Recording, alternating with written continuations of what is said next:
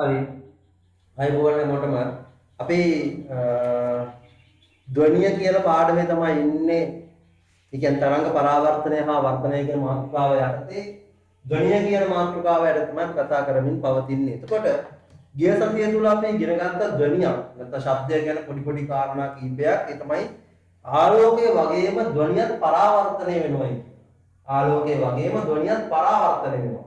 ධ්වනියත් පෘෂ්ඨයක වැදිලා ආපස්සට ගමන් කරනවා නේ. එතකොට ඒක දැක්ක අපි යම්කිසි සුමට පෘෂ්ඨයක් කියලා වීදුරුවක් තියලා ස්ලෝන් බට දෙකක් තියලා එක ස්ලෝන් බටයකින් සද්දයක් නිකුත් කරනකොට ඒ සද්දේ අනිත් ස්ලෝන් බටය අර පෘෂ්ඨේ වැදිලා අනිත් ස්ලෝන් බටේ දිගේ ඇවිල්ලා ඉටිපන්නන් දැල්ල මේ හෙලවෙනවා වගේ ස්වභාවයක් නැත්නම් කනට දා තියුණු ශබ්දයක් ඇහෙන අවස්ථාවක් ගැන දැක්කා. හැබැයි අර පෘෂ්ඨය අයින් කරාම ඒ දේ දකින්න හම්බුනේ නැහැ. එහෙනම් ධ්වනිය පෘෂ්ඨේ වැදිලා පරාවර්තනය වීමක් සිද්ධ වෙලා තියෙනවා කියන එක පැහැදිලි. හරි. එහෙනම් ධ්වනි පරාවර්තනය කියන මාතෘකාව යටතේ අපි අද කතා කරන්නේ ධ්වනි පරාවර්තනයේ තවත් සිදුවීම් කිහිපයක් ගැන. ධ්වනි පරාවර්තනයේ තවත් සිදුවීම් කිහිපයක් ගැන. කොහොමද මම රීනේම් කරන්නේ?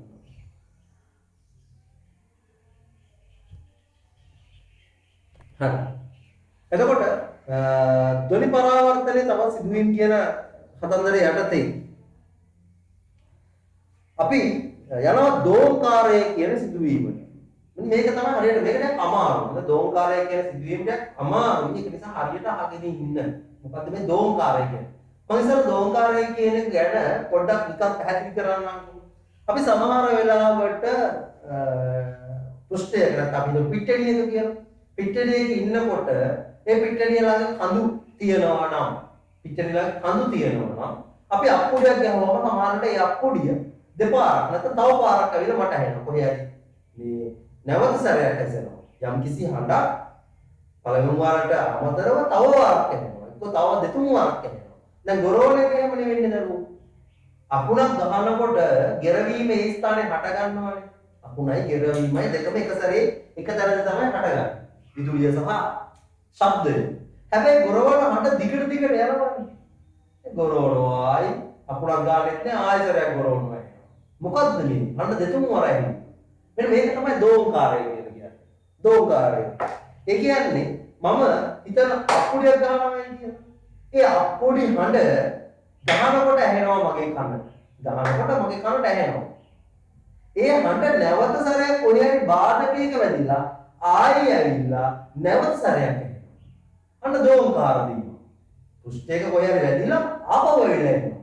පළවෙනි සැරය වුණා ආයෙ ඒ හඬ කොහේ හරි වැදිලා නැවත සැරයක් ඇවිල්ලා මගේ කනට එනවා. අන්න දෝංකාරය. ඒතර දෝංකාරයක තමයි හඬ දෙපාරක් හෝ ඊට වඩා වැඩි පාරක් ගන්න අපි දෙපාරක් ඇහෙන කියලා තමයි කතා කරන්නේ. දෙවනි වරසින් දෝංකාරය. එතකොට අපි ගේ ඇතුලේ ඉන්නකොට කාමරේ බිත්ති තියෙනවනේ පටේ. හැබැයි මම ගේ ඇතුලේ දැන් අප්පුඩි ගැහුවොත් කියලා බිත්ති වල වැදිලා එන සද්ද මට තුන් හතර වතාවක් ඇහෙන්නේ නැහැ. ඒතර දෝංකාරයක් ඇති වෙන්නේ නැහැ. ඒකට හේතුවක් තියෙනවා. හරිද? දෝංකාරයක් ඇති වෙන්න නම් සපුරාලේ යුතු අවශ්‍යතා ටිකක් තියෙනවා. ඒ ටික සැපිරෙනවා විතරයි දෝංකාරයක් හටගන්නේ. මත දෙවන වරහට ඇසීමක් හටගන්නේ. බාධකයක වැදිලා ආයෙ කනට එන්නේ ඇවිල්ලා දෙවෙනි පාරට හඬ ඇහෙන්න ඒ සපුරාලේට අවශ්‍යතා ටිකක් තියෙනවා. එහෙනම් මතක තියාගන්න දෝංකාරය කියලා ඔයාලා අත්දැකීම් නැති. සමහරවිට දුවන අවස්ථාවකදී අර පිට්ටනියක වගේ තමයි මේක අපි නිතරත් දකින අර මේ දුවන්න පටන් ගන්නකොට මොකද මේක කවුරුකට ආගාලා ගන්නවා. ඒ හඬ තව පාරක් කරනවා. දෙපාර තුන් පාර එනවා. මහා අයියේ කෑ ගන්න දෙපාර තුන් පාර ඇහෙන අවස්ථා තියෙනවා. හරිද? අපි හයියේ හුවක් තිබුවොත් ඒ හුව නැවත සැරයක් මට ඇහෙනවා. මේක විශේෂයෙන්ම කඳු ප්‍රදේශ දැන් අර සමහරවිට සිරිපාදේම ගිහිල්ලා තියෙනවා ඇති අනිවාර්යෙන්ම නැති ඒක නෙවෙයි මම කියන්නේ ඒක කියලා ලිහිණි ගල කියලා එක්තරා ස්ථානයක් ඔය රත්නපුර පැත්තේ සිරිපාද නගරකොට ලිහිණි ගල කියලා දෙනවා කියනවා. හරිද?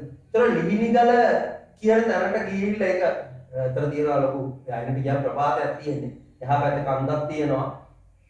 ඒ ලිහිණි කියලා කවුරු හරි කෙනෙක් එතනින් පැනලා මැරලා කියලා තමයි නිකන් කටකතාව තියෙන්නේ. ඒතර එතනට ගිහිල්ලා අයියෙන් කියනවා ලිහිණි මං ආවෝ කියලා. ලිහිණි එහෙනම් ඕ ගාලා උත්තර දෙනවා. හරිද? එතන උතර වෙන්නේ දෝංකාර ගැන සිදුවීමක්. මොකද ලිහිණි මං ආවෝ කියලා කෑ ගහපුවම ඒ හඬ එහා කන්දට ගිහිල්ලා වැදිලා ආයෙ එනවා අපි ගාවට. ඇවිල්ලා අපිට ඕ කියන සද්ද විතරක් ඇහෙනවා. හැබැයි ඒක දෝංකාර වලට එහාට ගිහිල්ලා නේ අර ඒ සද්දෙම ආයෙ අපිට ලිහිණි කතා කරනවා වගේ අපිට ඇහෙනවා. එකම සද්දෙ. අර ලිහිණි මං ආවෝ කියලා කිව්වම අර පැත්තට ඒකම කියනවා. ඒතකොට එතන වෙන්නේ මොකද්ද? අර දෝංකාර සිදුව අපි කියපු දේ අර කන්දේ වැදිලා ආයෙ එනවා අපේ කනට. හරිද? ඒතර නැවත සැරයක් අපිට එහාට එනවා. අපි නිකන් කියනවා අර ලීඩි තමයි කතා කරන්නේ. නේ? ඒතර අපිට මතක තියාගන්න ඔයගේ සිදුවීම් අපි අත්දැකලා ඇති. පරිසරය තුළ අත්දැකීම් අපිට ඇති සද්දේ නැවත සැරයක් ඇසීම සම්බන්ධව. හැබැයි අර පන්ති කාමරයක් ඇතුලේ, ගේ ඇතුලේ අර හඬ නිකන් දික් වෙලා වගේ නිකන් අපහැදිලි ගතියක් ඉන්නේ. ඒක දෝංකාරෙ නෙවෙයි. දැන් මම මෙතන කතා කරනකොට සද්දේ දික් වෙනවා අන්තිම චුට්ට. නිකන් ඔයාලා සමානවට ඇති අපි ඉන්නේ වහපු පරිසරයකට සම්මුත පරිසරයක කාමරයක් ඇතුලේ. හරි. එතකොට එතනදී අපේ හඬ අවසාන චුට්ට දික් වෙලා යනවා. අවසාන චුට්ට දික් වෙලා යනවා. හරි. එතකොට ඒක දෝංකාරය නෙවෙයි. ඒක දෝංකාරය නෙවෙයි. ඒකට කියන වෙන නම ප්‍රතිනාදය කියලා. ප්‍රතිනාදය. අපි ඒක එතනදී කතා කරමු. ප්‍රතිනාදය ගැන මම හිතනවා මේකේ තියෙනවා. ප්‍රතිනාදය ගැන. එතකොට එතනදී ඒක කතා කරමු. ප්‍රතිනාදය කියන්නේ මොකක්ද? ප්‍රතිනාදයයි දෝංකාරයයි කියන්නේ දෙකක්. සමහරලාට අර ඔයාලා මම දැකලා තියෙනවා මම කතා කරනවා මොකද ජනරේටර් ටික අරවලා තියෙන්නේ. මේ කාමරේ ජනරේටර් ටික වහපු ගමන් ප්‍රතිනාදය වැඩි. මම කියන දේවල් අපහැදිලි වෙනවා. ඔය දේශනයක් දෙනකොට සමහර හෝල් වල නැත්නම් පන්ති කාමරු ගන්නකොට සර් හෝ අදාළ දේශකයා හෝ කියන දේවල් අපහැදිලි වෙන්න පුළුවන් පාට. ඒ ප්‍රතිනාදය නිසා. දෝංකාරයේදී වෙන්නේ යන සද්ද කොහේ හරි වැදිලා ආයෙ ඇවිල්ලා නැවත සැරයක් ඒ සද්දෙම අපිට එනවා. දෙවන වරසීම. හරි. එහෙනම් බලමු දෝංකාරයක් ඇති වෙන්න නම් මොනවද සපුරාලේතු අවශ්‍යතාවය කියලා. මේක තමයි තේරුම් ගන්න ඕනේ. හොඳට අහගන්න. මේකට ඕන දත්ත ටිකක් තියෙනවා. ඒ තමයි වාතයේ ධ්වනි වේගය. වාතය තුල ධ්වනි වේගය. සාමාන්‍ය වාතය තුල ධ්වනි වේගය 330යි තප්පරයට මීටර. මේක මතක තියාගන්න ඕනේ. වාතය තුල ධ්වනි වේගය 330යි තප්පරයට මීටර. හරිද? 330යි තප්පරයට මීටර. එතකොට ඔය වාතය තුල ධ්වනි වේගය 330යි තප්පරයට මීටර වෙන්න නම් 330යි තප්පරයට මීටර කියන්නේ තේරුමක් බලමු ඉස්සෙල්ලා. මේකේ ගීකාර පොත්වල සමහරවල් වෙනස් වෙනවා 340යි තප්පරයට මීටර කියලා පොත් තියෙනවා. නමුත් අපි නව වසර පොතේ තියෙන්නේ 330යි තප්පරයට මීටර. මොකද්ද මේකේ තේරුම? 330යි තප්පරයට මීටර කියන එකේ තේරුම මොකක්ද? කවුරු හරි ඉන්නවනම් කියන්න බලන්න. දන්නව කෙනෙක් 330යි තප්පරයට මීටර. මොකද මේකේ අරුත?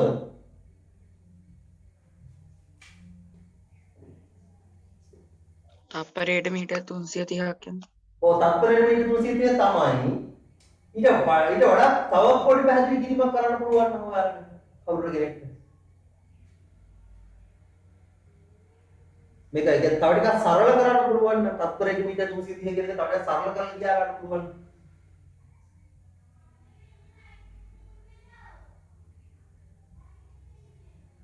තව ටිකක් සරල කරගන්න බැරි වේද? නෑ. ඒ කියන්නේ තප්පරයට මීටර කියන එක තව ටිකක් හදලා කියා ගන්න පුළුවන් නම් මේ තප්පරයට මීටර මෙන්න මේක තේරුමත් එක්ක. මොකද්ද මේ තප්පරයට මීටර කියන්නේ?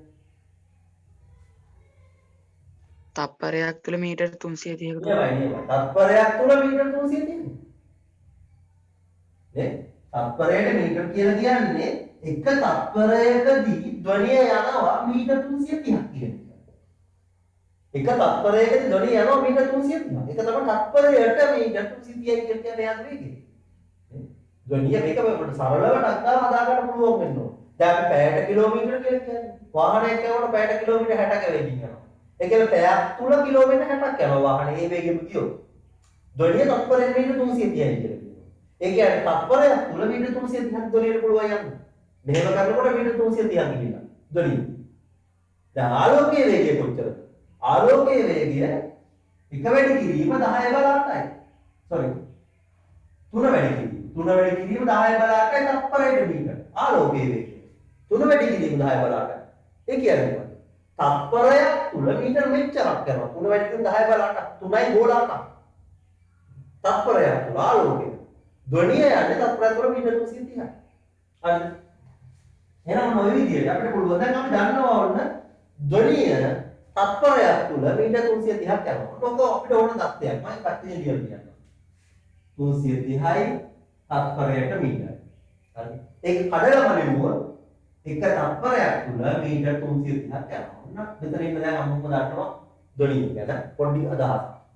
ඊළඟට මම කියන වෙනත්ම පැත්තකට. ඒ තමයි අපේ කන ගැන කතා කරන්නේ. සාමාන්‍යයෙන් ඕනෑම ශබ්දයක් අපේ කන ඇතුලේ තත්පර 10න් එකක කාලයක් රැඳිලා තියෙනවා. ඕනම ශබ්දයක් අපේ කන ඇතුලේ තත්පර 10න් එකක කාලයක් රැඳිලා තියෙනවා. තත්පර 10න් එකක කාලයක් ශබ්දයක් ඇතුලේ තියෙනවා. ඒ ඇතුලේ තියෙන අතරතුර ශබ්දය ආය යනවා. අර ශබ්දය ඇතුලේ තියෙනවට කන ඇතුලේ මේ ශබ්දය.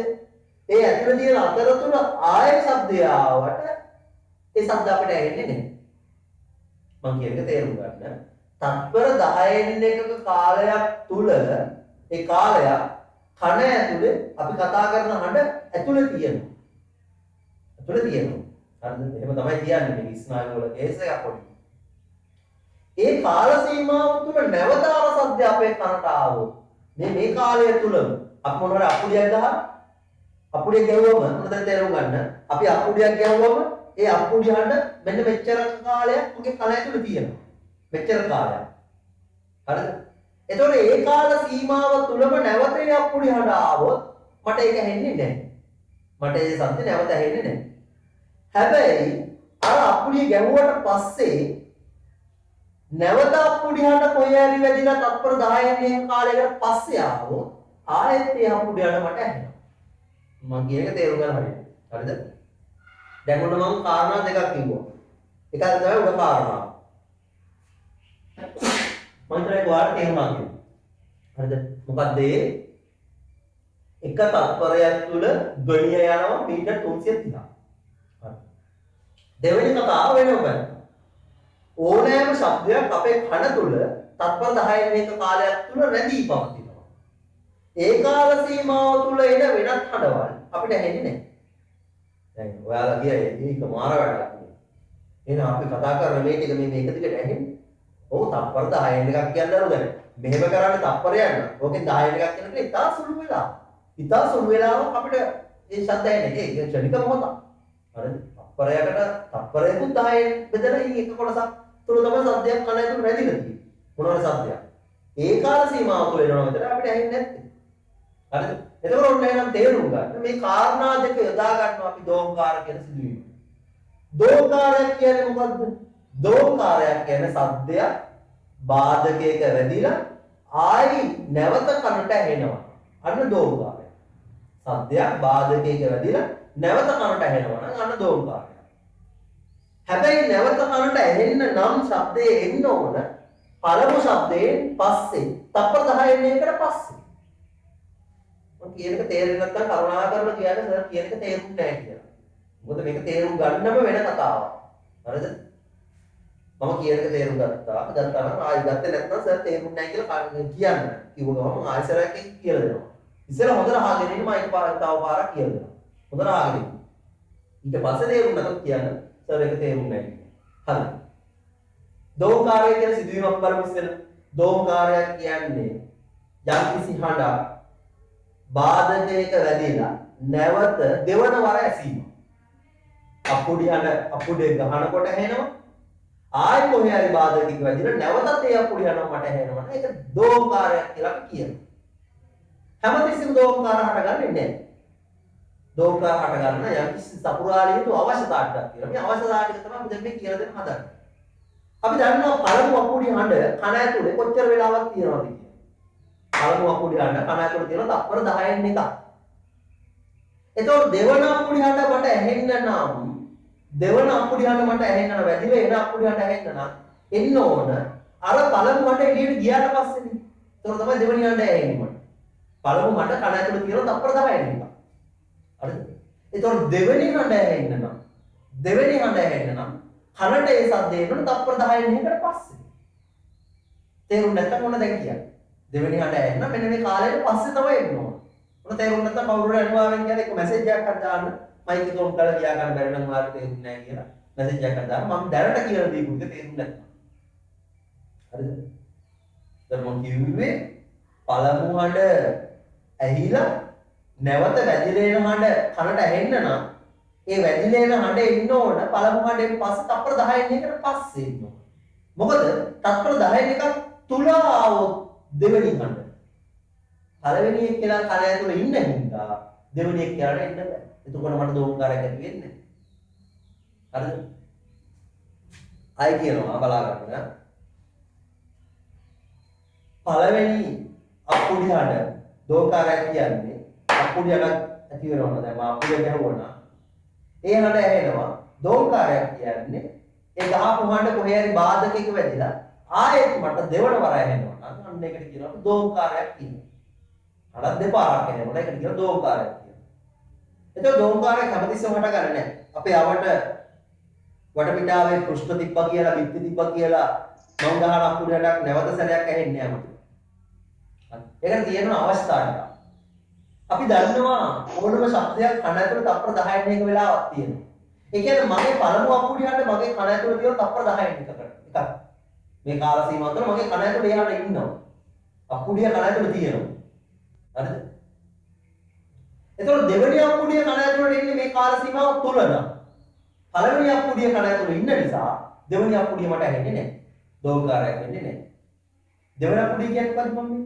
දෙවන පොඩේ කියලා කියන්නේ මම අර ගහපුව පුලියට ඔය වැදිලා එන එක්කෙනා. දෙවෙනිය කියලා කියන්නේ. පළවෙනිය කණ ඇතුළේ ඉන්නවනම් දෙවෙනියට ඉන්නේ නැහැ. හැබැයි පළවෙනිය කණ ඇතුළේ එළියට ගියාට පස්සේ දෙවෙනිය එනවනම් අන්න ඒ සත්‍ය එනවා. ඒකම දෝංකාරය එනවා. දෙපාරක් එනවා. මම හිතුවා තේරෙනවා. ඒතර පළවෙනි අප්පුඩිය කණ ඇතුළේ කොච්චර වෙලාවක් ඉන්නවද? මෙච්චර වෙලාවක් ඉන්නවා. එතකොට දෙවෙනි අප්පුඩිය මට ඇහෙන්න නම් දෙවෙනි අප්පුඩිය ඇහෙන්න නම් පළවෙනි අප්පුඩියට ගහලා තප්පර 10න් මේකට පස්සේ තමයි වැදිලා එන එක්කෙනා කන ඇතුළට එන්න ඕන. තප්පර 10න් එකකට පස්සේ තමයි වැදිලා එන එක්කෙනා කන ඇතුළට එන්න ඕන. දෝංකාරයක් ඇති වෙන්න ඕන. තේරුම් නැත්නම් කියන්නේ ඒ තේරුම් නැත්නම්. මොනවාර වෙන ප්‍රශ්න තියෙනවා නම් අහන්න පුළුවන්. මම හිතනවා එතන යාට අච්චර උන්ටෝඩල් ලොකුවට තේරුම් කරලා දෙන්න තව අමාරුයි. පළවෙනි සද්දෙට පස්සේ දෙවෙනි සද්දය ඇහෙන්න නම් පළවෙනි සද්දෙට පස්සේ දෙවෙනි සද්දය එන්න ඕන. තප්පර 10න් එකට පස්සේ. ඔක තමයි සරල කතාව. හරිද? පළවෙනි සද්දෙට අප්පුඩි හඬට පස්සේ දෙවෙනි හඬ වැදිලා එන එක්කෙනා එන්න ඕන. තප්පර 10න් එකට පස්සේ. ඒකට හේතුව පළවෙනි සද්දේ තප්පර 10න් එකක් තප්පර 10කට තප්පර 10න් එකක් තුල පළවෙනි සද්දේ කණ ඇතුලේ ඉන්නවා. તો දෙවෙනි සද්දේ එන්න ඕන ඊට පස්සේ. හරි. ඊළඟට අපි දැන් බලන්න ඕනේ නම් මෙතන ඉන්නවා මිනිහා. හරිද? මෙතන තියෙනවා බාධකය. ඔන්න බාධකය. මේ මිනිහා අප්පුඩිය ගහනවා. එයාට ඒ වෙලාවේ සද්ද ඇහෙනවා අප්පුඩිය ගහන සද්ද. හරිද? අප්පුඩිය ගහන සද්ද ඇහෙනවා. ඒ වගේම අප්පුඩියට ගිහිල්ලා ඔන්න බාධකයේ වැඩිලා ආයෙත් එනවා මිනිහා කන ඇතුළට. ආයෙත් එනවා කන ඇතුළට. නැවත ඒ සද්දය ඇහෙන්න නම් නැවත ඒ දෙවෙනි සද්ද එන සද්ද නැවත ඇහෙන්න නම් දැන් ගන්නව අනිවාර්යයෙන්ම එන්න ඕන තත්පර 10න් එකකට පසුව. මොකද තේරුණා. අර යන සද්දේ වැදිලා නැවත එන්න ඕන තත්පර 10න් එකකට පස්සේ. එතකොට තමයි යාට දෙවෙනි සද්දය එන්නේ. හරි. දැන් එතකොට අපි කියවන්නේ කාමර ඇතුළේ අපි දෝකාර ඇති වෙන්නේ නැහැ කියලා. දෙවෙනි සද්ද ඇහෙන්නේ නැහැ කාමර තුල. මොකද හේතුව? කාමරයක් තුල මම අප්පුඩියක් හරිය මොනවා වචනයක් කිව්වොත් ඒ සද්දේ වැදිලා නැවත තප්පර 10න් එකක් තුලමයි එන්නේ. තප්පර 10න් එකක් තුලමයි එන්නේ. ඒක තමයි දෙවෙනි වර සීමාවක් වෙන්නේ නැහැ. ඒකට හේතුව අපි ඉන්නේ විද්‍යාව ගොඩක් ළඟ. කාමරය කියන්නේ පොඩි. එතකොට වැදිලා එන එක එනවා ක්ෂණිකව. තප්පර 10න් එකක් තුලම දෙවෙනි සද්ද එනවා. ඒ නිසා මට ඒ සද්ද දෙපාරක් ඇහෙන්නේ. හැබැයි බාධකේ ටිකක් දුරට ගෙනිච්ච ඕන. බාධකේ ටිකක් දුරට ගෙනිච්ච ඕන.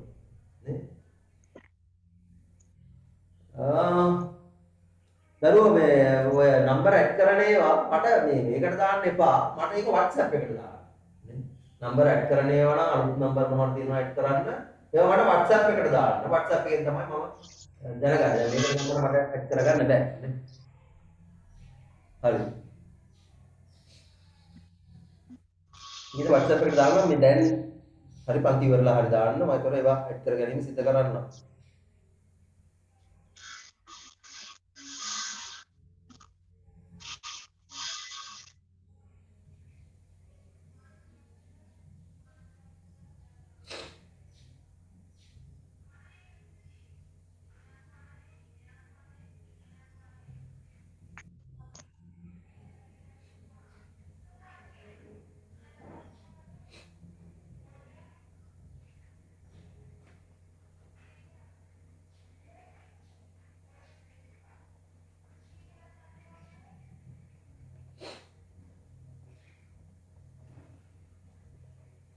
හරි.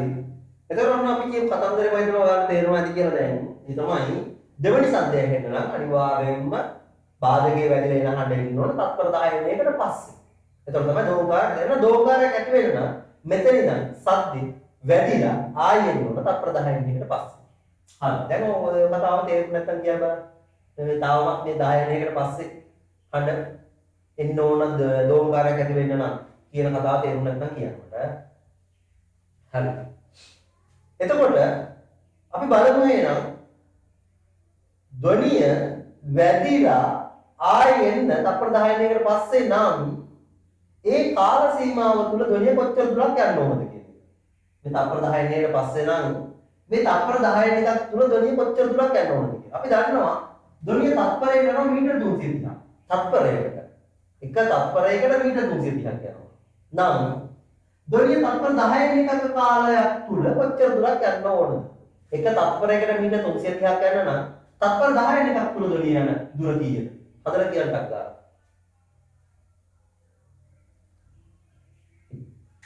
ඔව් උත්තරේ වෙනවා. පුළුවන් නම් කවුරු හරි මයික් එකක් ඔන් කරලා කියන්න බලන්න. රජිත තමයි ගත්ත හැමෝම.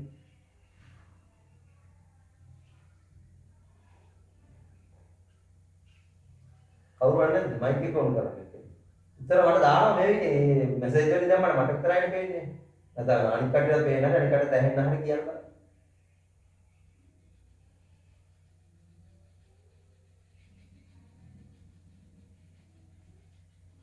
නැත්නම් කවුරු කියන්නේ කෙනෙක්. තත්පරයක් තුල මීටර 300ක් යනවා. තත්පර 10 එකක් තුල කොච්චර දුරක් යනවද කියලා අහන්න. මීටර් 33යි. මීටර 33යි.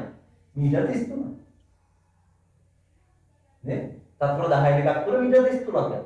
එහෙනම් දෝංකාරයක් ඇති වෙන්න නම් මෙයා පිටකරණයේ සද්දේ බාධකයේ වෙදිලා මීටර 33ක් ගිහිල්ලා තමයි මෙයාගේ කනට ආපහු වෙන්න ඕනේ. ඇයි මීටර 33ක්? ඔයාලා දන්නවා මීටර 33ක් යනකොට තත්පර 10 එකක් ඉවරයි. එහෙනම් දෝංකාරයක් ඇති වෙන්න නම් තත්පර 10 එකකට පස්සේ සද්ද එන්න ඕනේ කියලා දන්නවා. තත්පර 10 එකක් තුල දොලිය යනවා මීටර 33ක්. හරිද?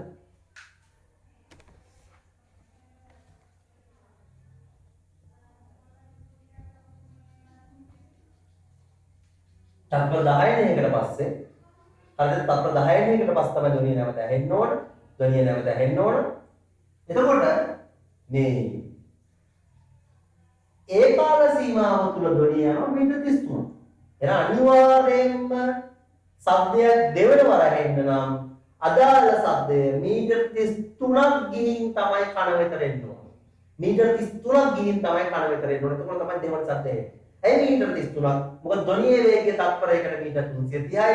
ඒතකොට තත්පර 10 කට මීටර 33ක් ගිහිල්ලා. එහෙනම් මීටර 33කට පස් ධ්වනිය එනවා කියන්නේ තත්පර 10 කට ඉවරයි. හැබැයි මීටර 32ක් තුල ධ්වනිය එනවා. ඉතින් මීටර 32ක් ධ්වනිය මෙතනින් ගිහින් මීටර 32කට පස්සේ ආයෙ එනවා. එතකොට තත්පර 10 කට ගිහින් ඉවර නැහැ. එතකොට සද්දය එන්නේ. එහෙනම් අඩුම ගානේ ධ්වනිය මෙතනින් නිකුත් වෙලා මීටර 33ක් ගිහිල්ලා තමයි මෙයා ගාවට නැවත එන්න ඕන. එතකොට තමයි මේ කාල සීමාව ඉවර වෙලා තියෙන්නේ. එතකොට තමයි සද්ද දෙවෙනි වර එන්නේ. මීට වඩා එක පොඩ්ඩක් හරි අඩු වුණොත් ධ්වනිය වැදිලා එන දුර මීට වඩා අඩු වෙච්ච ගමන් දෙවන වර සද්ද ඇසීමක් වෙන්නේ නැහැ. හැබැයි මීට වඩා වැඩි වෙන තරමට දෝංකාරය ඇහෙනවා. අවම ගාන අඩුම ගාන මීටර 33ක් වත් ධ්වනිය ගිහින් නැවත කන වෙතට එන්න ඕන. මීටර 33ක් වත් ගිහින් එනවා. ඒක තමයි මේ කාල සීමාව අවසන් වෙන්නේ. එතකොට තමයි සද්දේ නැවත ඇසීමක් සිද්ධ වෙන්නේ. දෝංකාර වීමක් සිද්ධ වෙන්නේ. හරිද? දෙවන වර ඇසීමක් සිද්ධ වෙන්නේ. එහෙනම් අපි බලමු මෙතන ඉඳන් මෙතනට ගිහිල්ලා මෙතනට එනවා මීටර් 33ක් තියෙනවා නම් අදාළ පුද්ගලයා සහ බාධකයා අතර මෙන්න මේ දුර කීයද? මෙන්න මේ දුර. වැදිලා නැවත එනවා මීටර් 33 නම්. මීටර් 33 නම්. මීටර් 33 නම් මෙන්න මේ දුර කීයද? මෙතන ඉඳලා සද්දේ වීන් වැදිලා නැවත එන මීටර් 33ක් තියෙනවා. යන්නයි එන්නයි දෙකම මීටර් 33 නම්. මේ ධ්වනිය සහ මේ මිනිසා සහ මේ බාධකයේ අතර දුර කීයක් වෙන්න ඕනද? කොහොමද ඒක හොයන්නේ?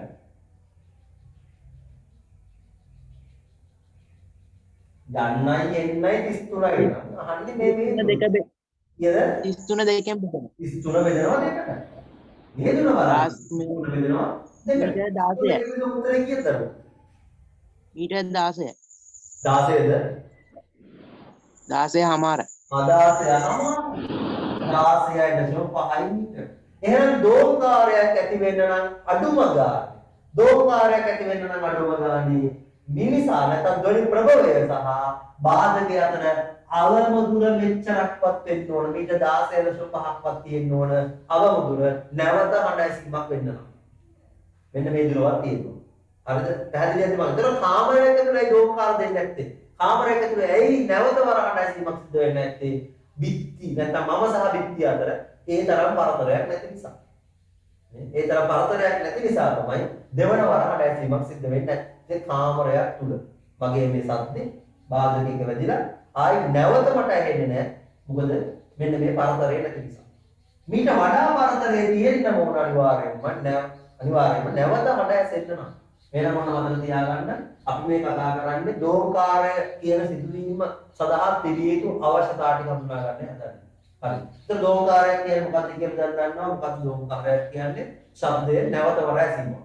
පළමු ශබ්දය එනවා. ඊට පස්සේ කොහේ හරි වැදිලා නැවත සැරයක් ඇවිල්ලා මගේ කනට ඇහෙනවා. ඒකට අපි කියනවා දෝංකාරය කියලා. ඒතර හැමතරකදීම දෝංකාරයක් ඇති වෙන්නේ නැහැ කියලා දන්නවා. ඒකට හේතු තියෙනවා.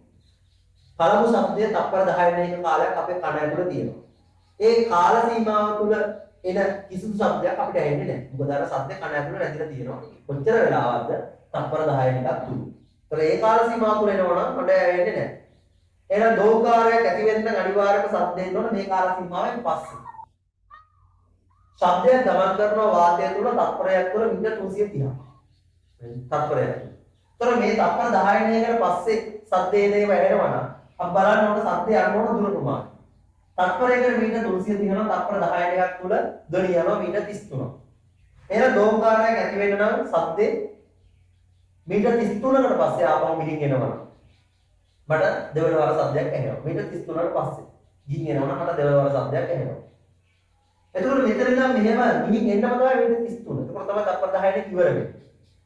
එහෙනම් මිනිසා සහ බාධකයේ අතර දුර බලන්න. මේ දුර බලන්න. දෝංකාරයක් ඇති වෙන මෙහා සහ මෙහා අතර දුර බලන්න. අපි 33 බෙදනවා දෙක. මීටර් 16.5.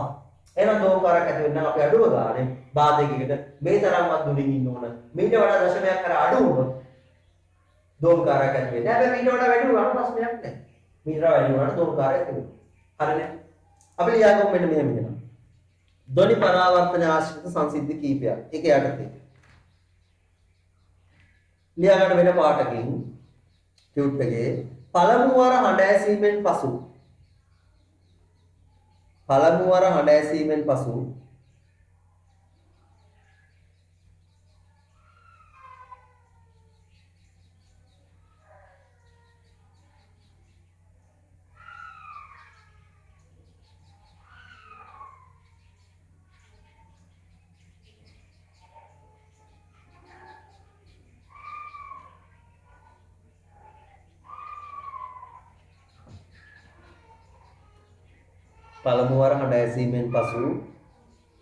ධ්වනි පරාවර්තනයේ හේතුවෙන්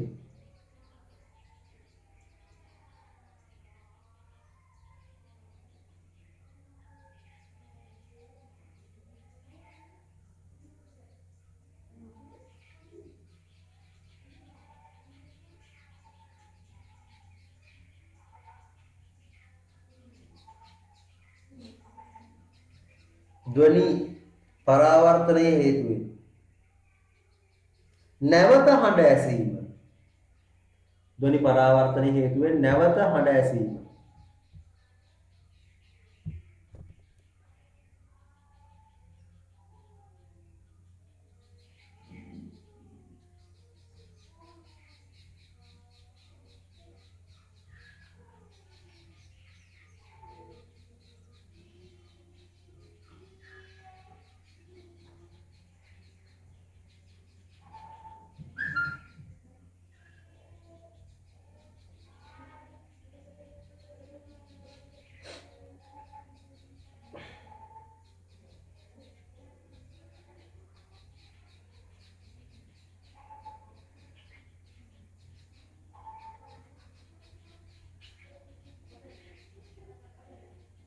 නැවත හඬ ඇසීම දෝංකාරය ලෙස හැඳින්වේ.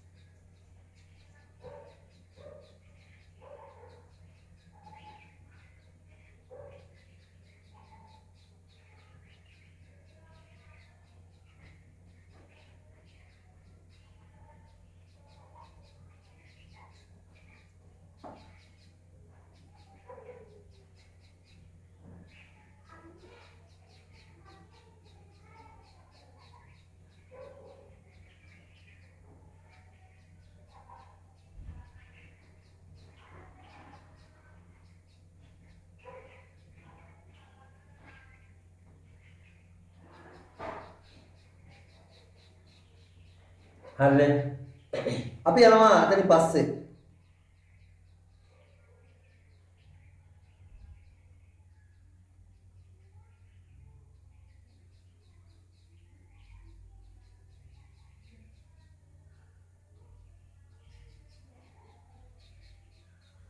ගොඩක් ඉන්න.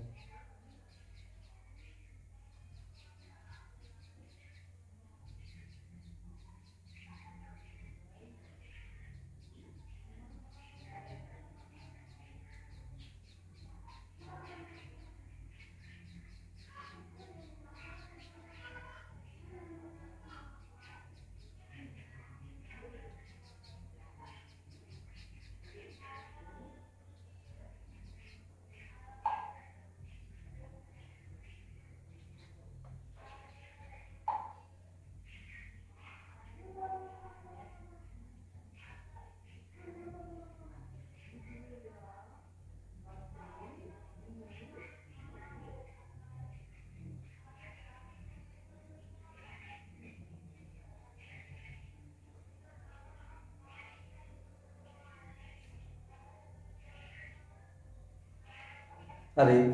එතකොට දෝංකාරය කොහොමද අපි දැන් දන්නවා දෝංකාරයට සම්බන්ධ කාරණා කීපය පුළුවන් වලට බලන්න මෙන්න මේ ඡේදකීය වල අපිට ඉතලා දාලා ස්තල්ලේ පුරවන්න පුළුවන් වේද කියලා.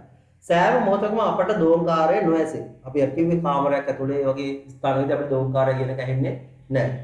කිසියම් ධ්වනි සංවේදනයක් අපගේ කනට පැමිණෙන විට ඒ පිළිබඳ සංවේදන තත්පර කොච්චරක වෙලාවක් තියෙනවද? 10න් එකක කාලයක්.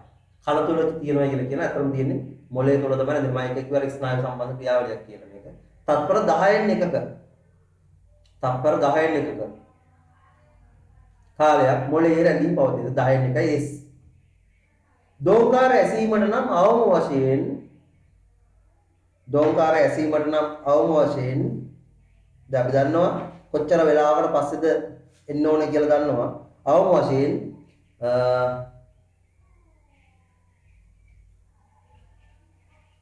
පරාවර්තනය වී පැමිණෙන අවම වශයෙන් පරාවර්තනය වී පැමිණෙන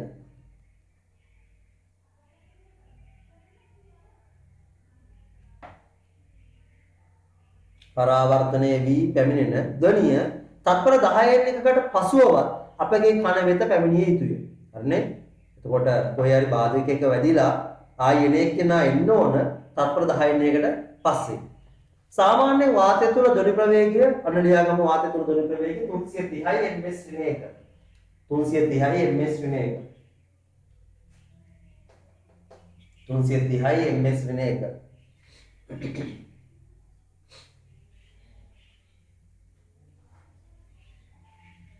පමණ වේ. මේ අනුව දෝංකාරයක් ඇසීමට අප හා බාධක අතර තිබිය යුතු අවම දුර පහත පරිදි ගණනය කළ හැකිය කියලා තියෙනවා.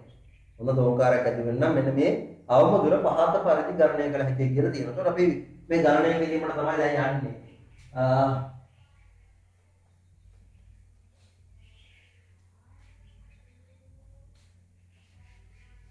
බලන්න හරියට හදන්න මේක තියෙනවා පේලි රූල් ටිකයි ඉස්සරහ කොටුවක් තියෙනවා. ඔයාලා ටියුට් එකේ ඒ කොටුව ඕනේ නැහැ. ඒ කොටුව අතහැරලා දිගට එක පෙරට ලියාගෙන යන්න ඕන. රූල් ටික එක දිගට තියෙනවා කියන සලකලා එක දිගට ලියාගෙන යන්න කොටුව අතහැරලා දාමු. මේ කොටුව අදාළ වෙන්නේ නැහැ. හරි මෙන්න මේම වෙන්න ඕන. බලන්න. තමයි බෝඩ් එකේ ඉස්සරහ ලියනවා හදනවා.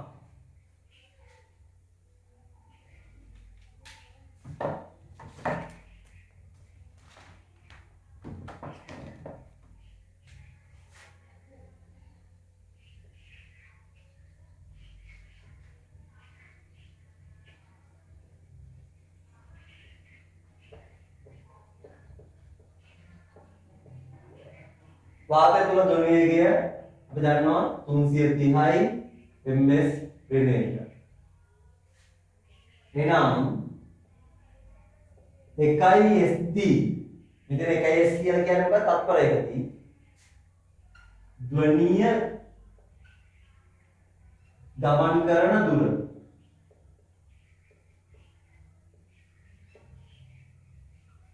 තිස්තුනයි මීටර. ඒක තුන අපි දන්නවා. සෝරි 330 මීටර. 330 මීටර තත්පරයකදී 330 මීටර. පුටකින මේ පෙන්නේ වගේ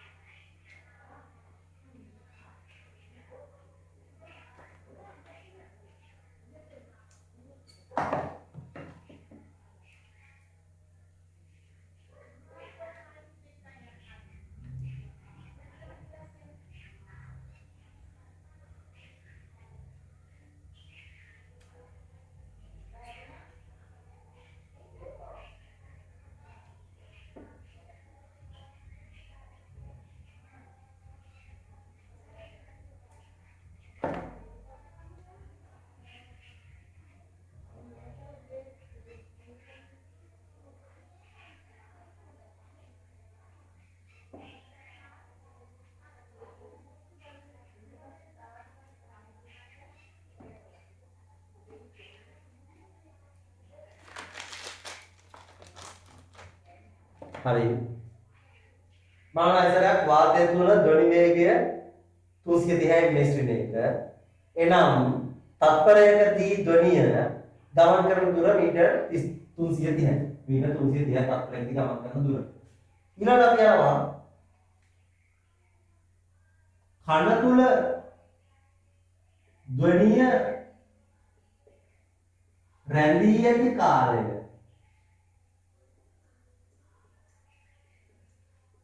කන තුල ධ්වනිය රැඳී ඇති කාලය තත්පර 10 එකයි. 10 එකයි s. හරිද? තත්පර 10 එකයි. දැන් අපි දන්නවා සද්දේ නැවත ඇහෙන්න නම් එන්න ඕන තත්පර 10 එකකට පස්සේ. එහෙනම් තත්පර 10 එකක් තුල ධ්වනිය ගමන් කරන දුර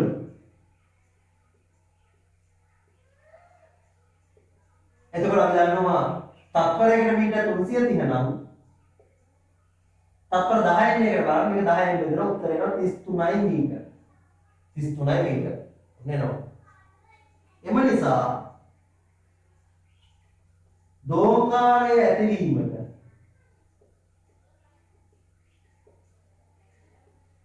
මිනිසා හා බාධකය අතර දුර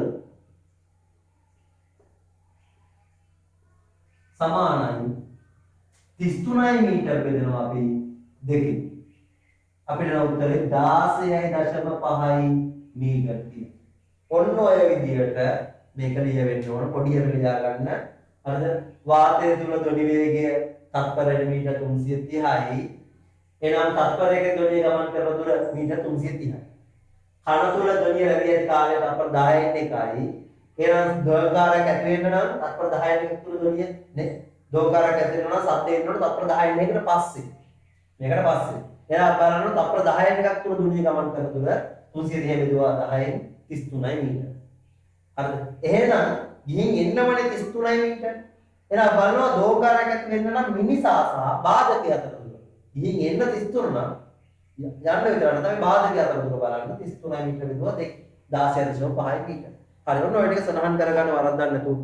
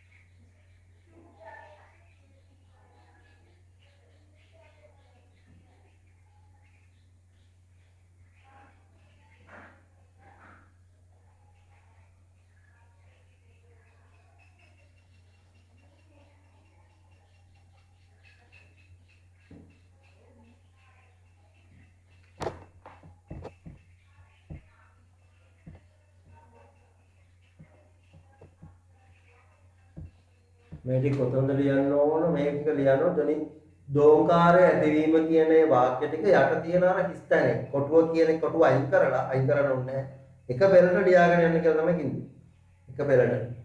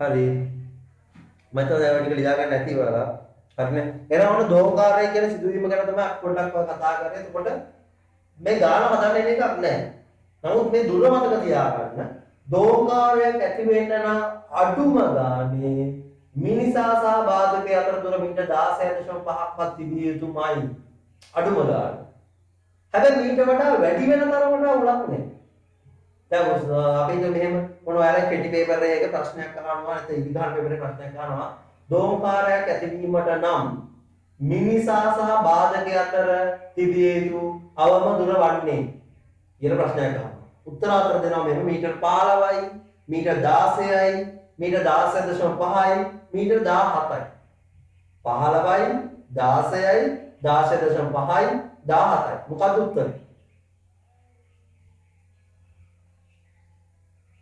ඉක්මනට කියන්න. 16.5. 16.5. 16.5 උත්තරේ. හරි. මෙහෙම දුන්නොත් 15යි 16යි 17යි 18යි. මොන උත්තර හම්බුනේ? 15 16 17 16 16. 16 දැන් ඔන්න ප්‍රශ්නයක්. දැන් 16.5 නේ දීලා තියෙන්නේ නේ. 16.5 දීලා නැහැ. දැන් දීලා තියෙන්නේ ඔන්න ඔයාලට ප්‍රශ්නේ ඉන්නේ 16ද 17ද කියන එක. 15 සහ 18 අපි අතහැරලා දාමුකෝ. ප්‍රශ්නේ තියෙන්නේ දැන් ඔන්න දෝලණය වෙන උත්තරේ අවබෝධුර වන්නේ 16ද 17ද? 16.5 නැති නිසා. සමහර කට්ටිය කියනවා 16යි කියලා, සමහර කට්ටිය කියනවා 17යි කියලා. ළමයි 16 දී ඇති වෙනවද දෝංකාරයක්? මීටර් 16 ගේ දෝංකාරයක් ඇති වෙන්නේ කියන්නේ නැහැ. මොකද අවබෝධ 16.5යි. මීටර් 16 කියලා කියන්නේ තාම පරණ හඬ කන ඇතුළේ තියෙනවා. නේ? ඒතකොට දෝංකාරයක් ඇති වෙන්නේ නැහැ. එහෙනම් 16.5 නැත්නම් අවබෝධ යටතේ 16 ගන්න බෑ. මොකක්ද යන්නේ උත්තරේට? 17 තමයි උත්තරේ ගන්න වෙන්නේ. නේ? එහෙනම් මතක තියාගන්න 17 කියන එකට යන්න වෙනවා. පටලවා ගන්න එපා. 16.5 තමයි අවබෝධ. ඊට වඩා දශමයක් කරන්න දෝංකාරයක් ඇති වෙන්න දෙයක් නැහැ. එහෙනම් දෝංකාරයක් ඇති වෙන අවබෝධ 0.5. හැබැයි ඒක නැත්නම් අපි යනවා ඊට ආපස්සට උත්තරෙ නෙමෙයි. ඊට වඩා වැඩි යකෙකට යන්න. දෝංකාරයක් ඇති වෙනවා. හරි. එහෙනම් ඔන්න ඕක පටලවා ගන්න එපා පේපර් එකේදී. අපි මේ කතා කරේ දෝංකාරය කියන සිදුවීම ගැන. ඊළඟට අපි යනවා ප්‍රතිනාදය කියන මාතෘකාවට. ප්‍රතිනාදය. අපි බලමු මොකද්ද මේ ප්‍රතිනාදය කියන්නේ? ප්‍රතිනාදය. හොඳට අහගෙන ඉන්න ප්‍රතිනාදය කියන සිදුවීම පිළිබඳව. ප්‍රතිනාදය කියලා කියන්නේ දරුවෝ හඬ දීර්ඝ වෙලා ඇහෙනවා. දැන් මෙතන වෙන්නේ ප්‍රතිනාදය. මෙතන වෙන්නේ ප්‍රතිනාදය. මේ මම කාමරයකට උගන්වනකොට ඔයාලට සමහරවිට මම මේ කියන වචන ඒ වචනේ අන්තිම චුට්ට ටිකක් තව ටිකක් ඇදිලා වගේ එනවා. වා අර බලන්න මම නිකන් අර මම වචනයක් කිව්වේ වා. ତර වා කියන ඒ වායන එනවා වගේම ආ කියලා ඇදිලා තව ටිකක් දිගට යනවා. නේ? අන්න ඒකට තමයි අපි කියන්නේ ප්‍රතිනාදය කියලා. ප්‍රතිනාදය. එතකොට මොකද එහෙම වෙන්නේ? මොකද ඒ දික් වෙලා එන්නේ? හිතන්න කවුරු හරි කෙනෙක් අම්මා කියලා කියනවා කියන්නේ අම්මා. අම්මා කියලා කියනකොට ඒ අම්මා කියන හඬ කනට ඇහෙනවනේ. කියනකොට ඇහෙනවා. ඊට පස්සේ අර ඒ අම්මා කියන හඬ බාධකයක වැදිලා ආයෙත් එනවා. එයාගේ කනට. අපි දන්නවා දැන් එන්නේ තප්පර 10කට පස්සේ නම් නැවත දෙවෙනි වර හඬත් ඇහෙනවා අම්මා කියලා දෙවෙනි සද්දෙත් ඇහෙනවා. තප්පර 10කට පස්සේ නම්. එතකොට වෙන්නේ දෝංකාරය. එහෙම නෙමෙයි මම කියන්නේ. අම්මා කියන හඬ කන ඇතුළේ තියෙනවා. වැදිලා එන එකේ අම්මා කියන කොට තේරුම් ගන්න. අම්මා කියන එකේ වැදිලා එන එකේ අයන්නයි අල්මයන්නයි එනකොට පරණම්ම කන ඇතුළේ තාම ඉන්නවා. මම කියන තේරුම් ගන්න. වැදිලා එන එකේ වැදිලා එන අම්මගේ අයන්නයි අල්මයන්නයි එනකොට පරණම්ම තාම කන ඇතුළේ ඉන්නවා. හැබැයි මායන්න එනකොට පරණම්ම කඩෙන් ගිහින් මේක විශේෂික ක්‍රියාවලිය. තප්පර 10 දී ක්‍රියාවලිය. මායන්න කියනකොට පරණම්ම කන ඇතුළේ ගිහින්. එතකොට පරණ අම්මා කන ඇතුළේ ඉඳෙද්දී දෙවෙනි අම්මගේ අයන්න අල්මයන්න එන්නේ නැහැ. පරණම්ම කණේ යනවත් එක්කම දෙවෙනි අම්මගේ මායන්න විතරයි. එතකොට පරණ අම්මා දෙවෙනි අම්මගේ මායන්න අම්මා කියලා දෙනවා. එහෙනම් බලන්න අර වැදිලා එන එකේ වැදිලා එන දෙවෙනි හඬ එන්නේ තප්පර 10 එකක් ඇතුලේ. හැබැයි වැදිලා එන දෙවෙනි හඬේ අන්තිම චුට්ට එන්නේ තප්පර 10 එකට පස්සේ. ඒතර වැදිලා එන දෙවෙනි හඬේ මුල් ටික එන්නේ නැහැ. වැදිලා එන දෙවෙනි හඬේ අන්තිම චුට්ට විතරයි එන්නේ. ඒතර මොකද වෙන්නේ? අර පළවෙනියට අපි කතා කරපු අර හඬ දික් වෙලා එනවා. මේකට කියනවා අපි ප්‍රතිනාදයක් කියලා. ප්‍රතිනාදය. හරිද?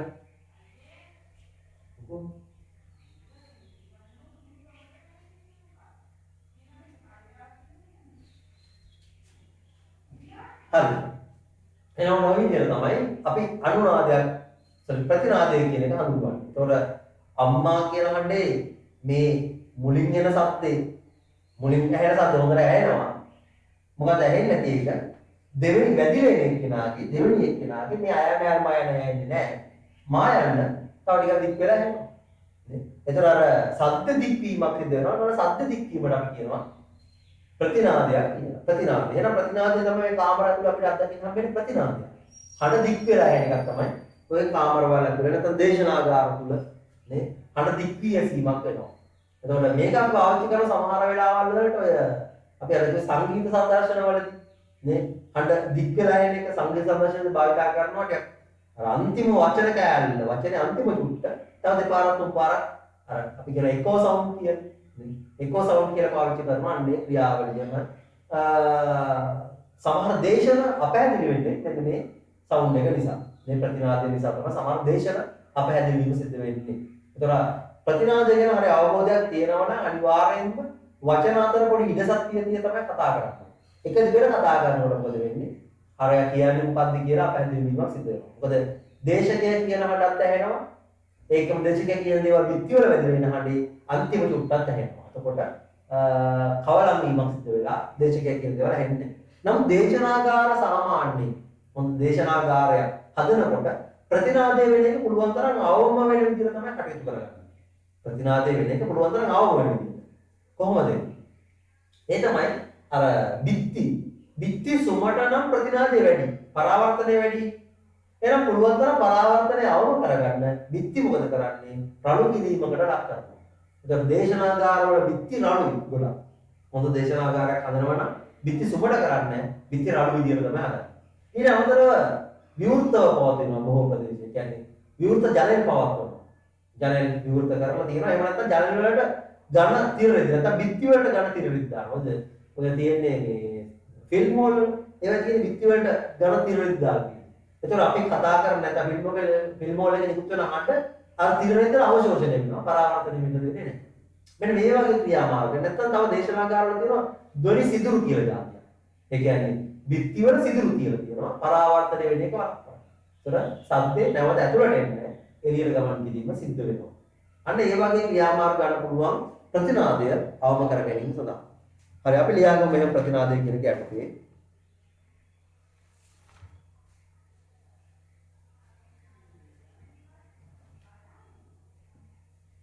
පළමුව ඇසෙන හඬ. පළමුව ඇසෙන හඬ. පළමුව ඇසෙන හඬ.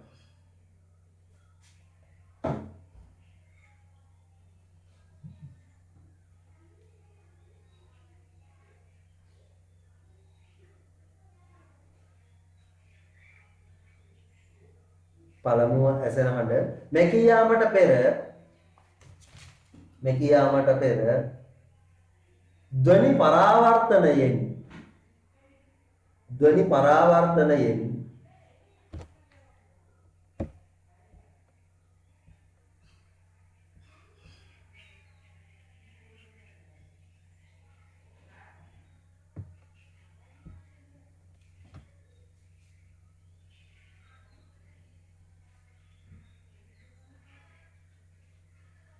ධ්වනි පරාවර්තනයෙන්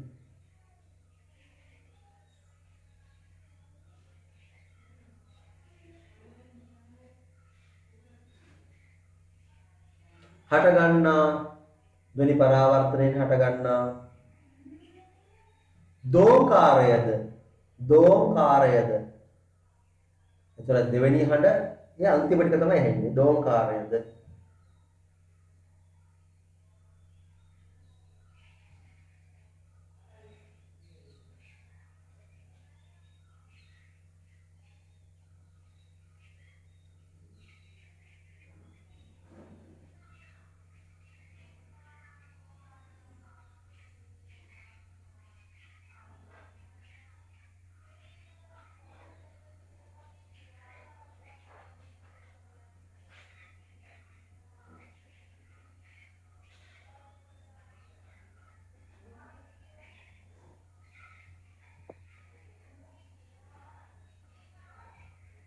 දෝංකාරයද ඇසීම නිසා හඬ අපැහැදිලි වීම. හඬ අපැහැදිලි වීම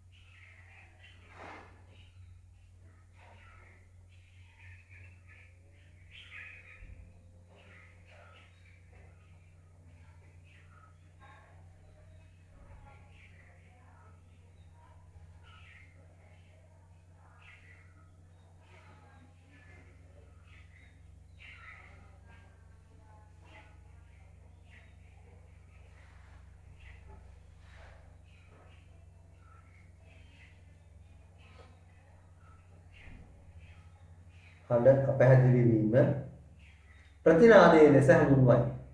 ප්‍රතිනාදයේ ලෙස හඳුන්වයි.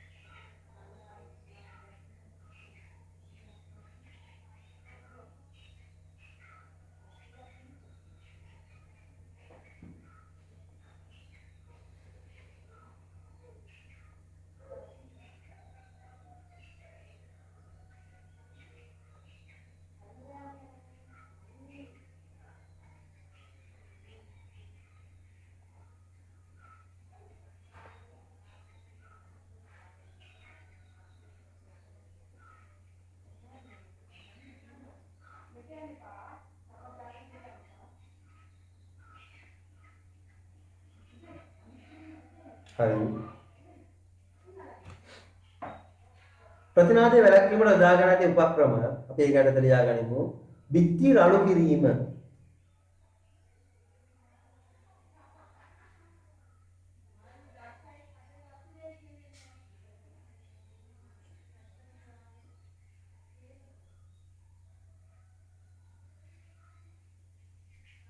බිත්ති රළු කිරීම.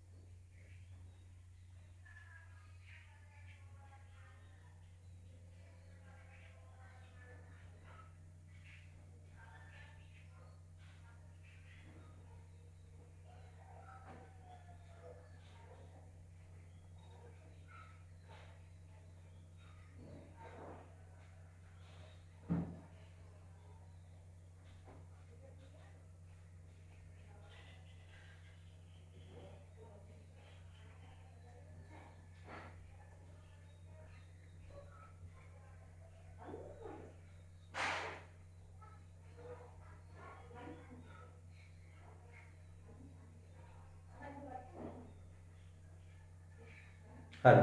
ඊළඟට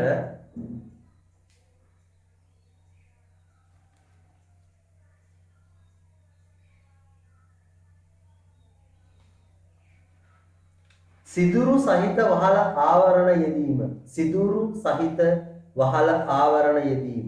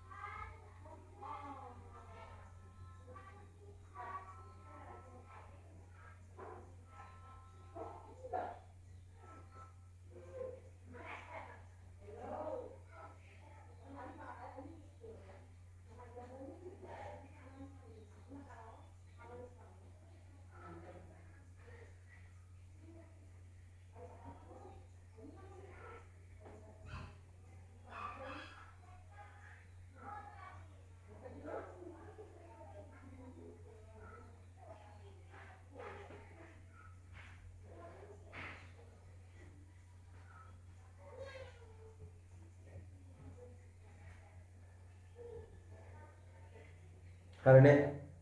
හරි ඊළඟට රළු තිර රෙදි යෙදීම. රළු තිර රෙදි යෙදීම. රළු තිර රෙදි යෙදීම.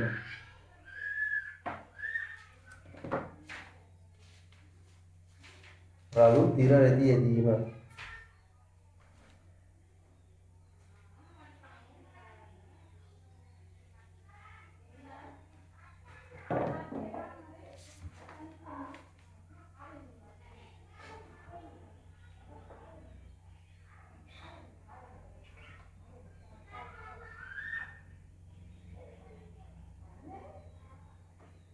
හරි. අපිට මේ ප්‍රතිනාදය සම්බන්ධව සහ ඊළඟ අධ්වනි තරංග පරිලෝකනය කියලා එකක් තියෙනවා. අපි ඒක සම්බන්ධව පොඩි වීඩියෝ එකක් බලමු. කොහොම ඉන්න විනාඩියක්.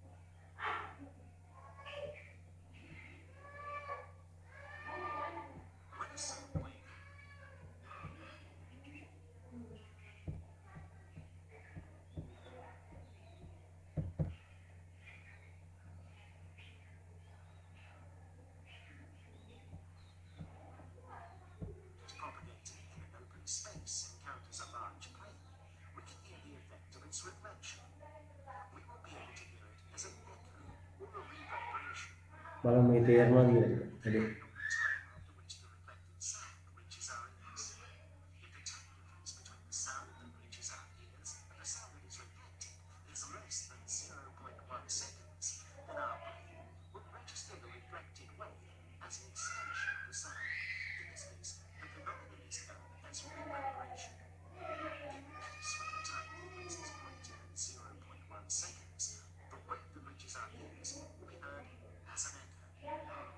As is one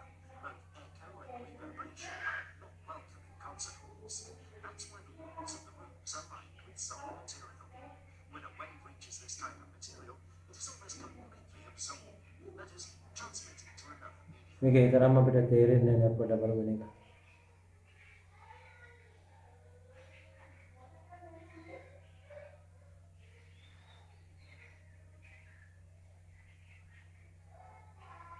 In this video, we'll explain the basic differences between echo and reverb and how to use each of them properly and creatively. Reverb is an audio effect that simulates a sound reflecting back and forth after it's first heard, or, in other words, reverberation. Reverb plugins emulate the sound of a space to give us results like this. It has become appallingly obvious. On the other hand, echo is a reflection or හරි copy of a ඒතකොට sound. ඔයාලා දැක්කද මේ සද්දය අර දික් වෙලා වගේ එනකොට බලන්න.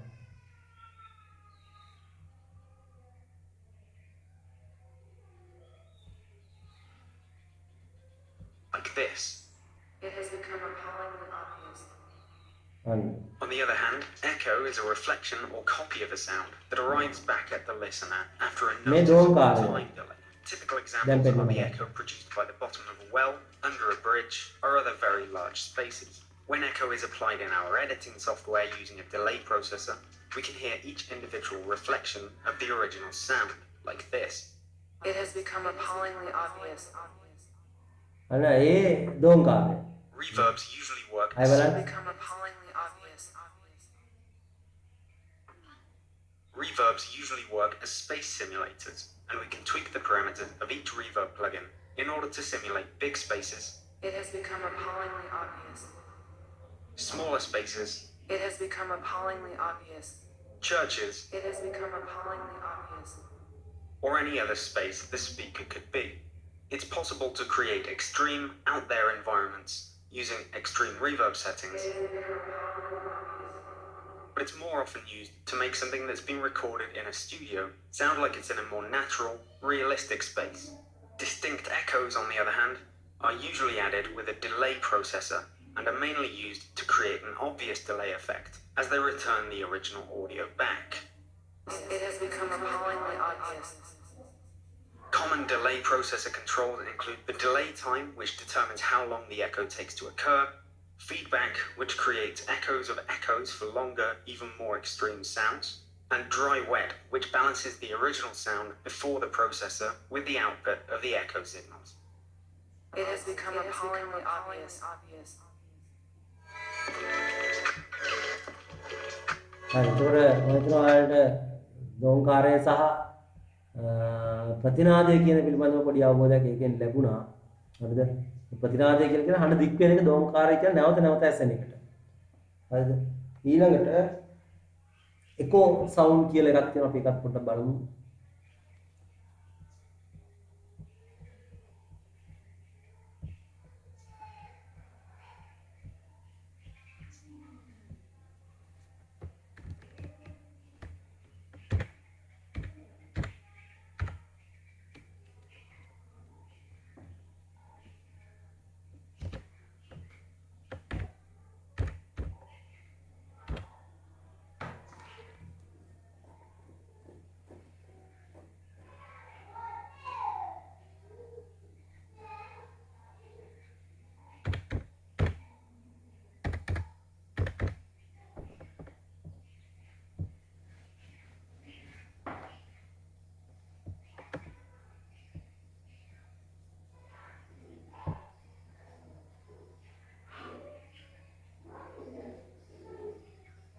හරි.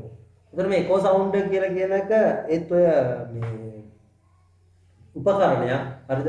අතිධ්වනි පරිලෝකන යන්ත්‍රය කියන එක. එතකොට මිනිසුන්ට ඇහෙන්නේ නැති ධ්වනිය යොදාගෙන තමයි මේ එකෝ සවුන්ඩ් කියන එක පාවිච්චි කරගන්නේ. විශේෂයෙන් ඔය අපේ ඇඟ අභ්‍යන්තරයේ තියෙන අවයව නිරීක්ෂණය කරන්න ගන්නවා එකෝ සවුන්ඩ්. ඊට අමතරව ඔය මුහුදු පත්ලේ ගැඹුර නිරීක්ෂණය කරන්න මේ වගේ දේවල් වලට එකෝ සවුන්ඩ් කියන එක යොදා ගැනීම සිද්ධ කරනවා. අපි බලමු ඒකට අදාළව පොඩි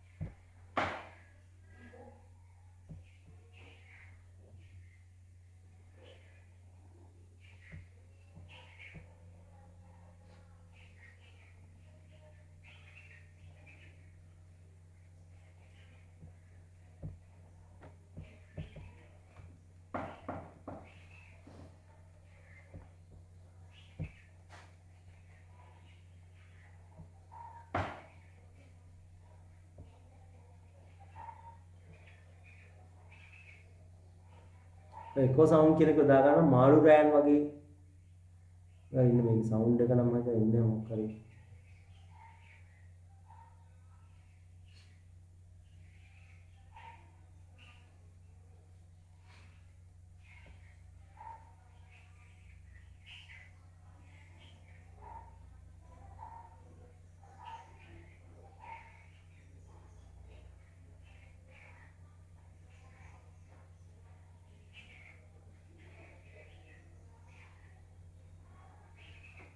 මේකෙන් තමයි අතිදෙන තරංගය යොමු කරන්නේ අතිදෙනි පරිලෝකන යන්ත්‍රය කියලා අපි කියනවා ඊට පස්සේ ඒක මුහුදු පතුලේ වැදිලා නැවත එනවා යාවෙතට එන දුරවල් මල ඉන්න පුළුවන් මාළු රෑන අඳුර ගන්න පුළුවන් ඒක දිහා බලලා අන්න මාළු රෑනක් කියපු ගමන් ටක් ගාලා එක විදිහට පරාවර්තන වෙන ඒකට බලා ගන්න පුළුවන් ඒ තමයි මුහුදු ගැඹුර කොච්චරද කියලා බලා ගන්න පුළුවන්.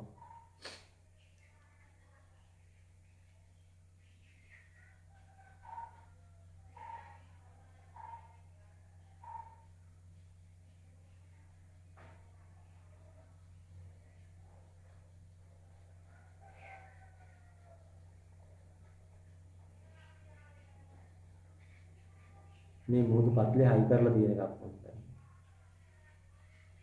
මාළු රෑනක් ඉන්න තැන ඒකත් බලා ගන්න පුළුවන්.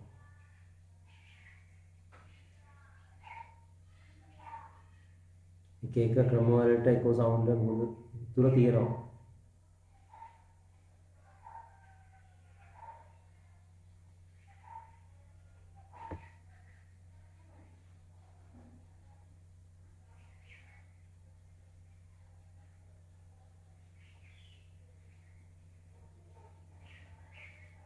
මේ පොඩි සබ්මැරින් එකක් මම ගන්නේ.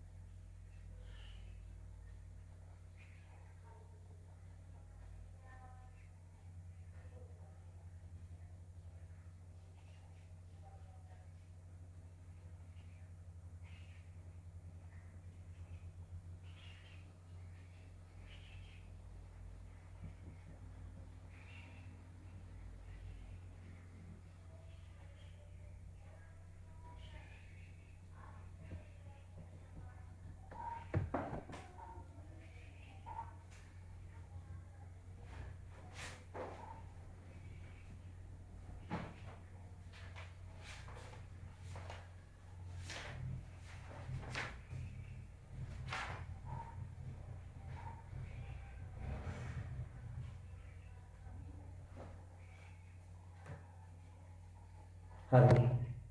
ඊළඟට තව එකක් තියෙනවා අපි එකක් දෙන්නම් මම මුලින්ම. ඒ තමයි අල්ට්‍රාසවුන්ඩ් ස්කෑනින් කියලා එකක් තියෙනවා.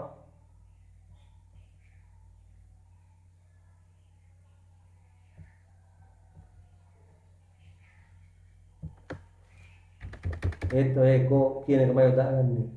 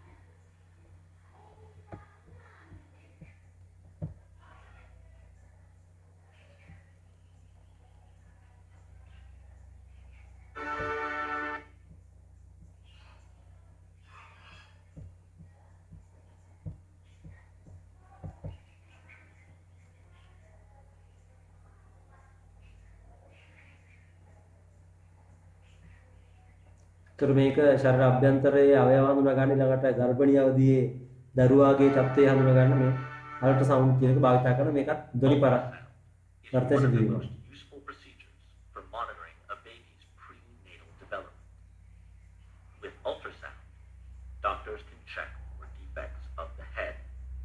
spine, chest, and limbs. Diagnose serious conditions like ඒකෝර මේ උපකරණයෙන් අධ්වනි පරිලෝකන යන්ත්‍රයම තමයි දෙන්නේ. ඒක නිකුත් කරන ධ්වනිය අපිට ඇහෙන්නේ නැහැ. ඒ ධ්වනිය අතිධ්වනියක් කියන්නේ.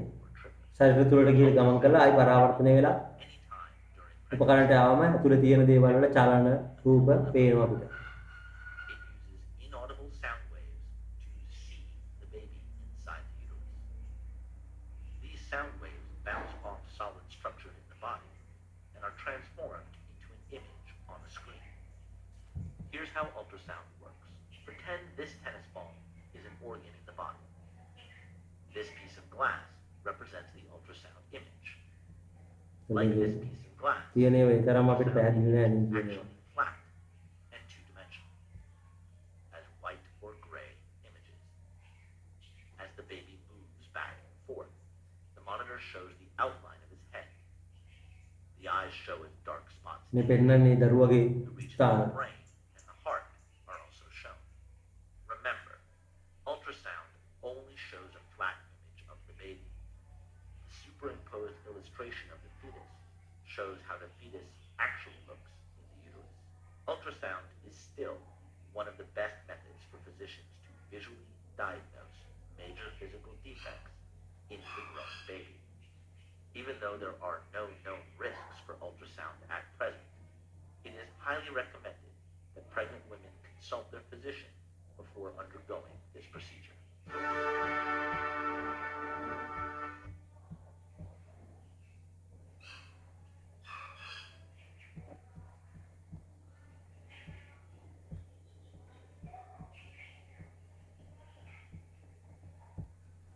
හරි එතකොට අපි දැක්කේ අල්ට්‍රාසවුන්ඩ් ස්කෑන් කියන එක සම්බන්ධව. එතකොට මීට අමතරව ඔය අල්ට්‍රාසවුන්ඩ් මගින් තමයි තව වැඩක් කරන්නේ මේ ඒ තමයි මුත්‍රාගල් හැදුනොත් මුත්‍රාශය තුල ඒ මුත්‍රාගල් පිපිරීමත් සිද්ධ කරන. හැබැයි ඒක මේ පරාවර්තන ක්‍රියාවක් නෙවෙයි.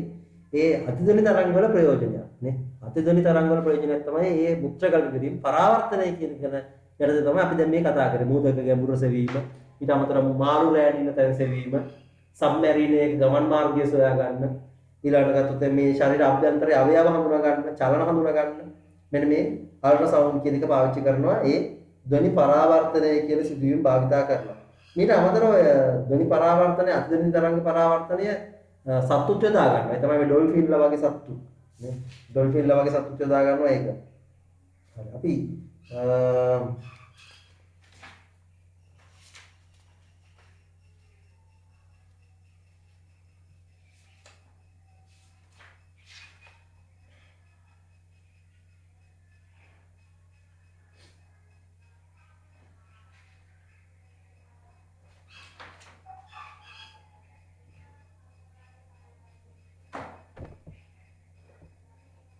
හරිනේ අපි ඒක බලුවා. අපි ඒක සනාහන් කරගන්න දැන්. සනාහන් කරගනිමු.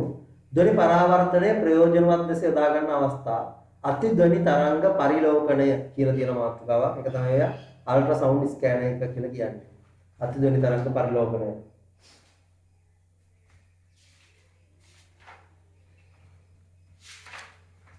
ඒක යටතේ ලියාගන්න මෙහෙම.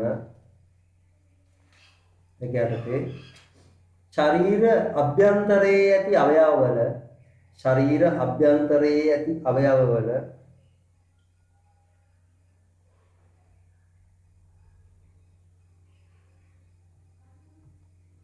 ශරීර අභ්‍යන්තරයේ ඇති අවයවවල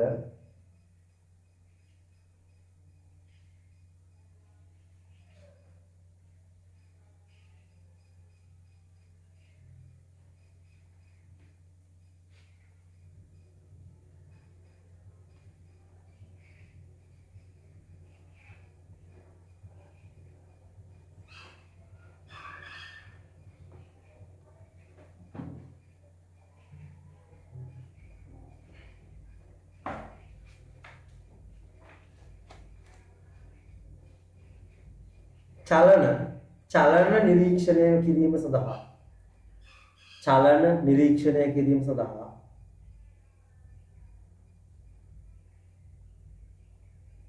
චලන නිරීක්ෂණය කිරීම සඳහා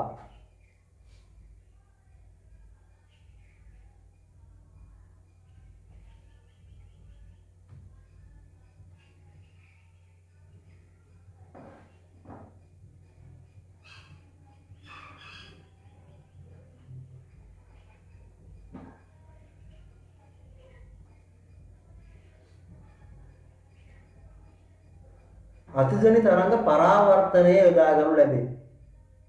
අතිධ්වනි තරංග පරාවර්තනය යොදා ගනු ලැබේ.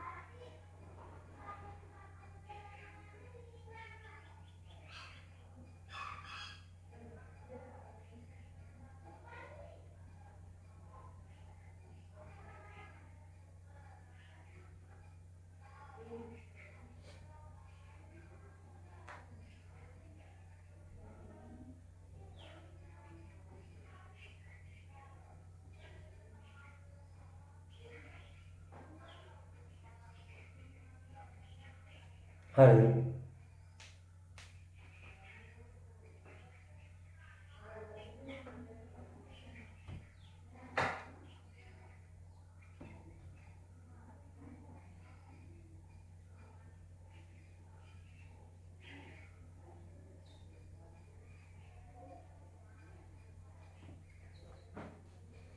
මෙම ක්‍රමය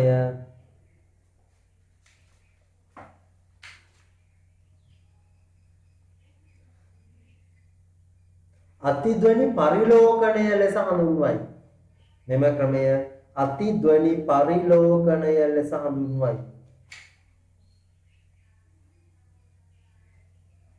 අතිධ්වනි පරිලෝකණය ලෙස හඳුන්වයි.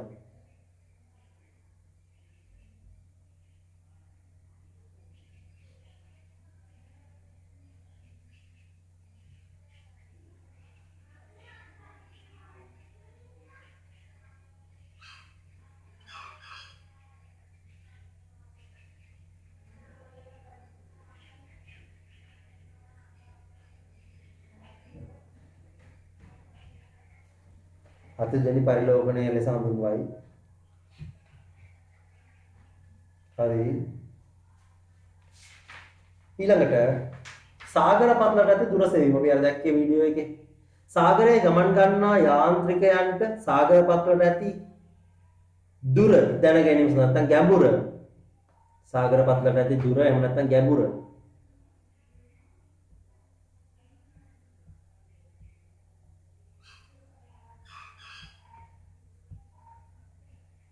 ගැඹුර දැන ගැනීම සඳහා අතිධ්වනි තරංග පරාවර්තනයේ භාවිතා වෙයි. මෙම ක්‍රමය දැන් ඒක අපි හඳුන්වන වෙනත් ක්‍රමයක තමයි සෝනාර් ඉංග්‍රීසියෙන් ලියා ගන්න සෝනාර්. මෙම ක්‍රමය සෝනාර්.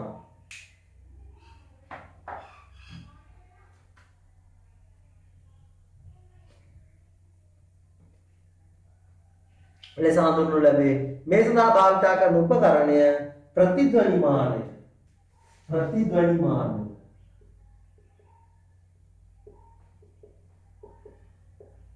ප්‍රතිධ්වනිමානය.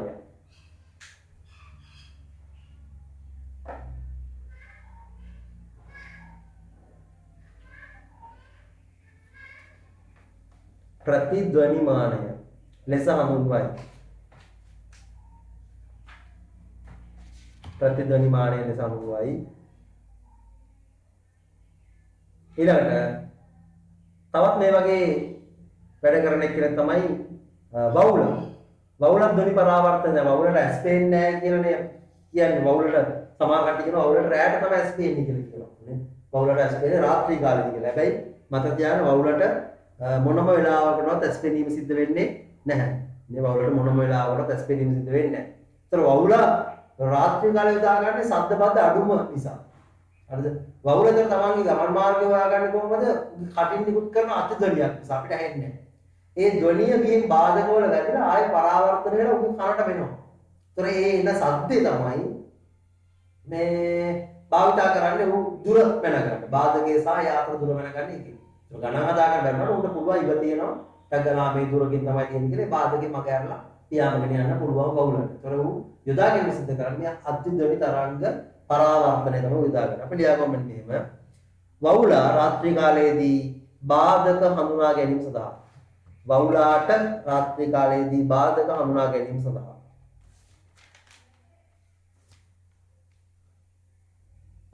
වවුලාට රාත්‍රී කාලයේදී බාධක හඳුනා ගැනීම සඳහා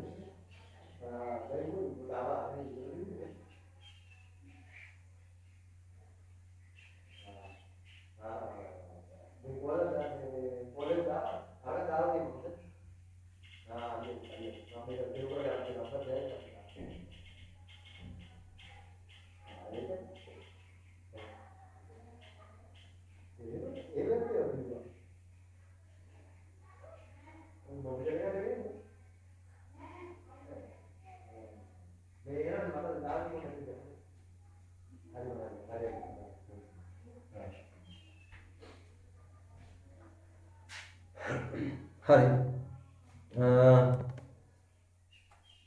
වවුලා රාත්‍රී කාලයේදී බාධක හඳුනා ගැනීම සඳහා තමයි අපි කතා කරන්නේ. ඒතකොට එතනින් අපේ පාඩම අවසානයි. ඒ තමයි තරංග පරාවර්තනය සහ වර්තනය කියන පාඩම. අපිට ඊළඟට පටන් ගන්න තියෙන සරල යන්ත්‍ර කියන පාඩම් කොටස.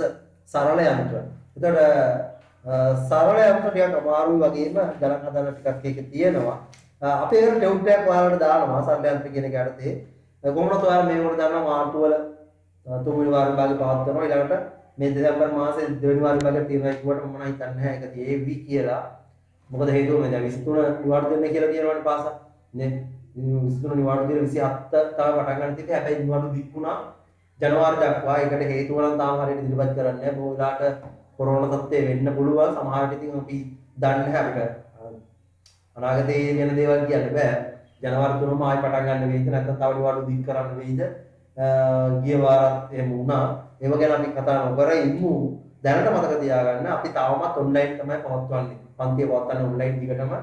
ඒක දිගටම 9 වසර ඉවරනකම් කරන එක 9 වසර මේ පාඩම් ටික ඉවරනකම් කරලා අපි ඊට පස්සේ 10 වසර ආරම්භ කරනවා. සමහරවිට අපි 10 වසර නව පන්ති ආරම්භ කිරීම මේ මාස තුනක් වෙන්න පුළුවන්. හරිද? ඒතර ඒව සියල්ල දැනුවත් කරනවා ගෲප් එක හරහා තමයි දැනුවත් කිරීම කරන්නේ. ඔයාලට අදාළ පරිදි ගෲප් එකට දාන්නම්.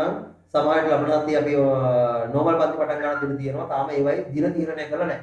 හරිද? තාම ඒවයි දින තීරණය කරලා නැහැ. ඒ නිසා ඉදිරි කාලයේදී අපි ඒව දැනුවත් කිරීම කරන්නම්. හරිද? දැනුවත් කිරීම කරන්න කොහොමද වෙන්නේ වැඩේ කියන එක සම්බන්ධව. හරි. එහෙනම් හැමෝටම ආයුබෝවන් අදට පන්තිය නතර කරනවා.